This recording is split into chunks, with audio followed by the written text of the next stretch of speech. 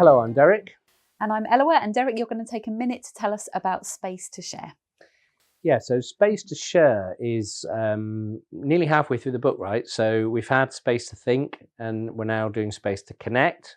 First chapter, check in. This chapter, share, which is kind of about, well, once you've checked in and you know what's going on for you emotionally, how do you then kind of share? To what extent do you share some of that emotional stuff with other people in your business, right? Especially in your team.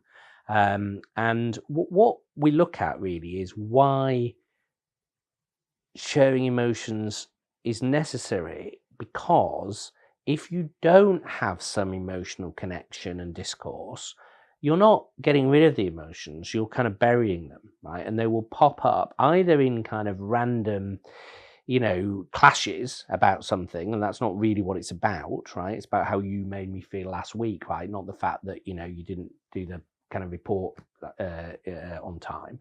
And also that they will manifest in things like stress and a lack of engagement and issues with well-being and people being miserable, right? So, you don't get rid of emotions in a business by kind of saying we don't do emotions, right? That you're just kind of sending them into the shadows, right? And they will then come back.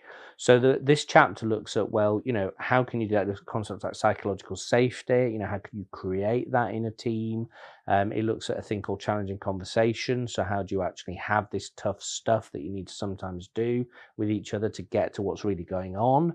And that's not always just intellectual. It will have an emotional component, and also about how you can really listen, right? So it's a meaty chapter looking at that kind of sense of what's between people emotionally at work, not just on an intellectual level.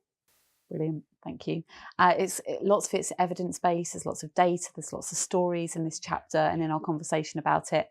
Head over to derekdrapers.space to find out more.